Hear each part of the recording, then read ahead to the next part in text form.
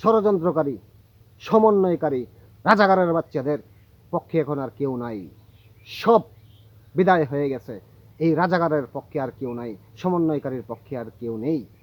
ফলাফলটা তো দেখছেন। এটা তো আমার কথা না রে ভাই। আমি তো আর রাজাকার আর অমুকের পক্ষে, আওয়ামী লীগের পক্ষের কথা বলতেছি না। আমি নিরপেক্ষভাবে একটা জরিপ, আমি জরিপ করি নাই, জরিপটা করেছে দেশের ইউটিউবাররা। দেশের ইউটিউবাররা তারা জরিপ করেছে, সেই জরিপে উঠে এসেছে কোন দল কত পার্সেন্ট ভোট পাবে। এটা তো আমার কথা না। আমি তাদের জরিপটা আইনা আপনাদের সামনে সামান্য একটু তুলে ধরলাম। আর তুলে তো ওরাই ধরেছে। অধিকাংশ মানুষ আওয়ামী লীগের নৌকা মার্কার ইতিহাসটা হয়তো কেউ জানি না। আজ আপনাদের সামনে উপস্থাপন করব সেই নৌকা মার্কা প্রতীকটা কে কিভাবে নির্বাচন করেছিল, অর্থাৎ কে কিভাবে পছন্দ করেছিল, সেটার ইতিহাসটা আপনাদের সামনে তুলে ধরব।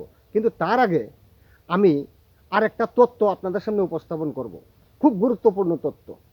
তথ্যটা হলো, এখন হলো 2025 সাল। এই 2025 সালে ডক্টর ইউনূস রাজাকারের বাচ্চা ষড়যন্ত্রকারীর নেতৃত্বে এখন যদি 2025 সালে যদি নির্বাচন হয়, সুষ্ঠু এবং অবাধ নির্বাচন হয়, এই অবাধ নির্বাচনে কোন দল কত অংশ ভোট পাবে, কোন দল কয়টা সিট পাবে, সেটার একটা জরিপ আমি আপনাদের সামনে তুলে ধরব। সেই জরিপটা অবশ্য আমি করি নাই, করেছে ইউটিউবের মালিকগণ। সারা বাংলাদেশে অনলাইন ভিত্তিক একটা জরিপ করেছে তারা। সেই অনলাইন জরিপের মধ্যে কোনো চ্যানেলে 4 লক্ষ মানুষ অংশগ্রহণ করেছে, কোনো চ্যানেলে 3 লক্ষ মানুষ অংশগ্রহণ করেছে, কোনো চ্যানেলে 2 লক্ষ মানুষ অংশগ্রহণ করেছে। সেই অংশগ্রহণকারীরা ভোট প্রদান করেছে। সেই ভোট প্রদানকারীর মধ্যে কোন দল কত অংশ ভোট পেয়েছে সেটার ফল প্রকাশ করেছে ইউটিউবাররা। একবার দেখে নিই তাদের ফলাফলের ভিত্তিতে কোন দল এগিয়ে এবং কোন দল সবার নিচে।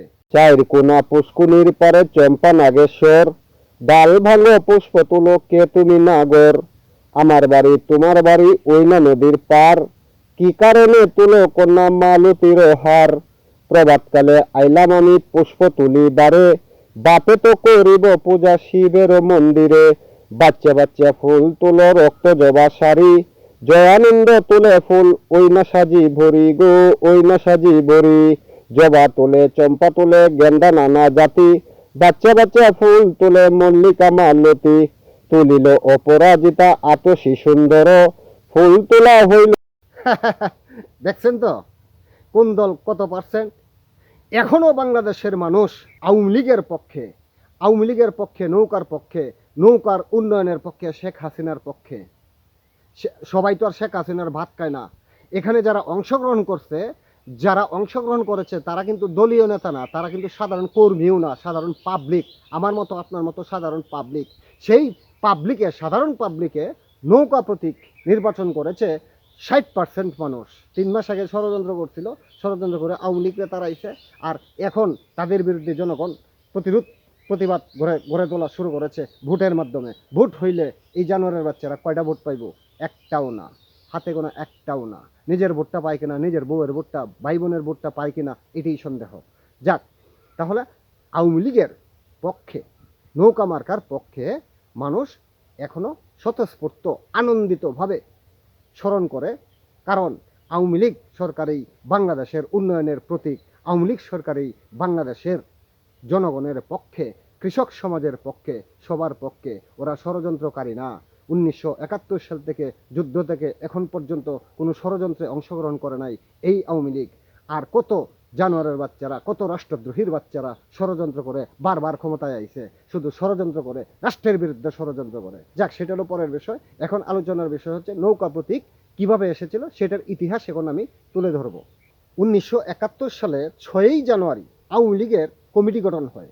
সেই কমিটিতে বঙ্গবন্ধু শেখ মুজিবুর রহমান পুনরায় আওয়ামী লীগের সভাপতি নির্বাচিত হয়। পরে 1 এপ্রিল আওয়ামী লীগের কার্যকরী কমিটিতে সিদ্ধান্ত গৃহীত হয় যে 1970 সালে যে নির্বাচন হবে সেই নির্বাচনে তারা স্বতঃস্ফূর্তভাবে অংশগ্রহণ করবে।